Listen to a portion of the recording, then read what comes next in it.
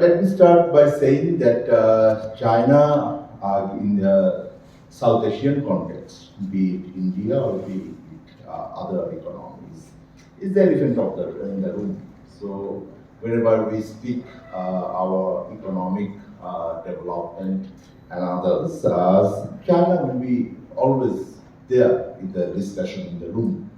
I am an economist. I am not a security or strategic person, not from the international relations, so my interventions will be more from the economic justification. And as a disclaimer, the center I work for, Center for Policy Dialogue, one of the leading think tanks in Bangladesh, and Professor Rehman Soman, when he founded it, one of his vision was to have an integrated regional cooperation in South Asia and also with China. So we worked independently from the track 2 perspective for South Asia, and also we are one of the initiators of BCIM, and we feel proud that Bangladesh, China, India, and Myanmar, the initiative successfully went from track 2 to track 1. And one of the aspirations we had is to rediscover the lost Silk Route, the Kunming to Kolkata project that we wanted to have. And in 2013, the 11th BCIM forum, we organized it in Dhaka. Had the first car rally starting from Kolkata to through Bangladesh, Myanmar, and Kunming. So we thought there is a great potential in the system. This is about the time when the BRI came into its full form, and after that we have seen a couple of state visits were very significant from the Bangladesh perspective. In 2014, our Prime Minister, PM Hasina, she went to China. In 2016, President Xi also visited.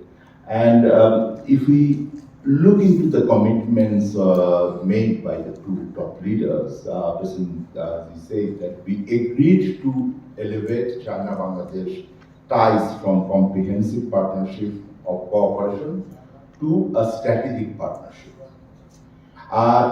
PM Hasina, on the other hand, said Bangladesh is willing to actively work with China within the framework of the BRI and support building of an economic corridor linking BCIM. So you can understand the interest of the two countries and where it lies. In fact, China was always very important from Bangladesh perspective, particularly from the trade perspective. China is the leading bilateral trade partner for Bangladesh. So, but it is highly skewed towards Chinese export and Bangladesh's import compared to the other way around. We export only $1 billion last year, and it's increasing. Of course, I have to recognize that. But we, at the same time, we import approximately $40 billion, despite the fact that China provides 99% DFQ for 99% of the all products. So it's quite there. But since 2016, as Professor Sivan said, that there are significant commitments made.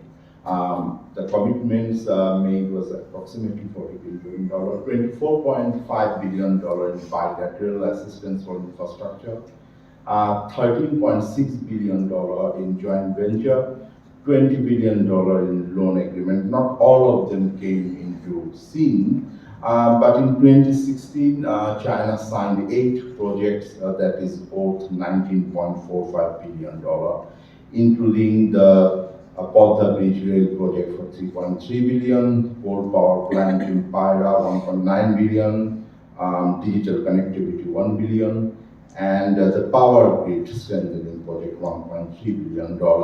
In fact, at this moment, Bangladesh is the second highest receiver of Chinese assistance or investment or ODA or loans in South Asia after Pakistan. We are also the second largest economy after India in South Asia, so you can understand the scale is much higher compared to Maldives and Sri Lanka, perhaps Nepal as well, so that will happen there. Now, let me conclude or let me go into the main stake after all this data and statistics. What are the issues we have? One of the issues is that this investment, not necessarily direct investment, what we call the FDI. FDI from China is not that much. It is about 12% of our total FDI stock. Are mainly going to clothing and apparel. We are the second largest R&D exporters in the world. So China is the first. So we have that. The second one is the power. So overall Chinese assistance generally goes into the infrastructure and the transportation and then followed by power, particularly coal power, coal-fired power. So that is there. So what are the concerns? You have spoken about Chinese loans are a bit expensive. Bangladesh generally takes loans from IDA, and IDA is the World Bank's window for soft loan, and ADB. So 60% of our total loans are from there at this moment, the total debt servicing that we have. Usually it is less than 1% of the interest. Chinese loans are generally 2% and 2% they have service charges, so those are there. The grace period is shorter, of course, generally on an average 5 years. And the repayment period is also shorter, on an average 15 years. And that is also very significant. At this moment, I think not at this moment, as of June 2021, that is our fiscal year, July to June. We have approximately $4 billion debt outstanding figure with China. This 50% of it can be called ODA, 50% are supplier's credit or buyer's credit. In past, China usually provided us with hard-term loans, which are this buyer's credit or Chinese credit. This is highest, this is bilaterally one of the highest in a sense. After Japan provides about, this is 8% of our total debt, overseas debt. Japan we have 18%, but Japan has a long history of providing very significant assistance to us. So those are the concerns, but what are the general challenges we have? The general challenges we have is, one is external debt, you have talked about it. There is also a concern about environment, not only that the general idea of the finance the coal-fired project, but in general, the environmental assessments are in question worldwide, and there are also, I think, a question of good governance and costing of these projects. So feasibility studies, technical studies are very key or essential parts of the whole debate. But what we did not discuss a lot in this room from this morning, and I'm happy that I can add a new element to the discussion, otherwise you know this, all these things, is that generally Chinese ODA or assistance are tied.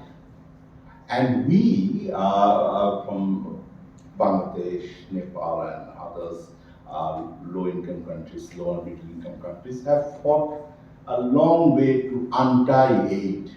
I've been to GPDC, Development Cooperation Summit. OECD DEC is working towards untying aid, and this was a great debate during the 70s, 80s, and 90s, that how can we untie foreign aid. And the 2005 Paris Declaration made a significant step towards that process. But for China, it is mostly tying aid. So over the last 1 decade or half, the tide aid, the concept of tide aid, has come back as well.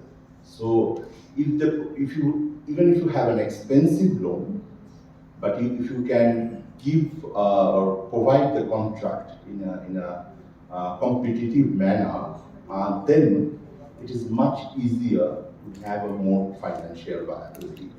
But in general, and I will speak about it in probably the following session, I will conclude for the period of time, is that I can identify the 6 viabilities that we need to consider when we talk about DRI and such loans. And China is not the only one.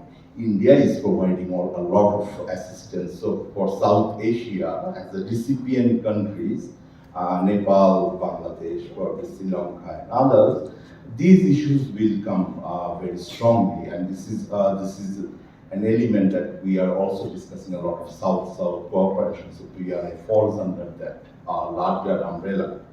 So the first viability that we will talk about is technical or technological viability. Nepal's example through the Himalayan border is an example, so you can understand it has to be technically viable. Sometimes they move forward with these projects and it may not be technically viable by a large extent. It has to be definitely financially viable, so we have to provide, we can give them back the loan, so to return them. Bangladesh has never defaulted in 50 years of its history, and we are very proud of it.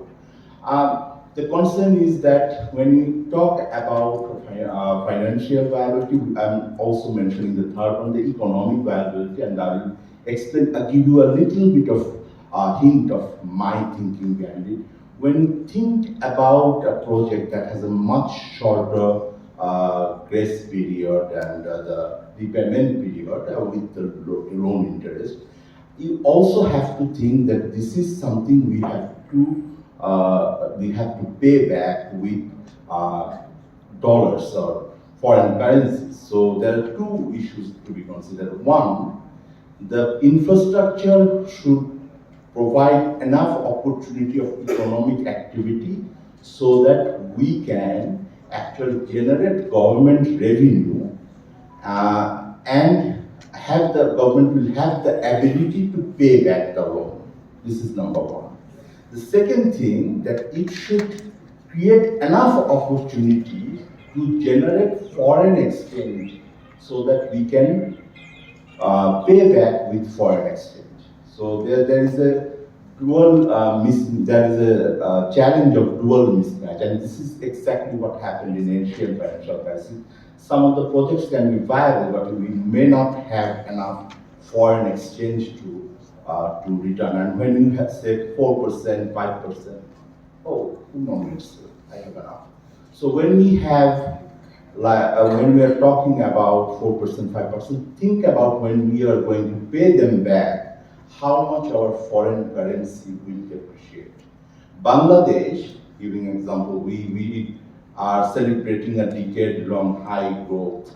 So our debt GDP ratio is often the indicator that we discuss in this context, can be very small. We had a very stable exchange rate as well, so our per capita income grew in dollar terms. But in last 1 year, $1 BDT exchange rate came down from 85, 86 to 107, 8 now at this moment. So about 20% depreciation of Taka happened in 1 year. So exactly your exchange interest rate will naturally increase very substantially. We often do not consider it when we talk about this interest rate in dollar terms. Because when we talk about financing these projects can be very important, but also we have to consider other alternatives. The ODA coming from traditional sources are limiting, but we have higher aspiration not only from the political point of view, but also from the economic point of view, perhaps. But we have to think about the alternatives in a way that we need to find a source. If the traditional loan providers are not providing us enough opportunity, we can generate the resources from the domestic borrowing through banks and non-banks. So we have those sources. But why do we consider loans from foreign sources? Because of this foreign exchange constraint we have in these infrastructure projects. I will quickly go through I will talk about the environmental viability. We often do not talk about social viability as well. How these projects are going to affect the local communities and the residents. So there is a great need for land acquisition, and that we need to talk about those things as well. Finally, the political viability is the other elephant in the room from our domestic concerns as well. So the final line that has been said by many speakers before, that it is to a large extent, it is also a responsibility on our part. The onus is with the recipient countries that we consider these viabilities and take our decisions accordingly. Hope to meet you after the lunch. Thank you very much.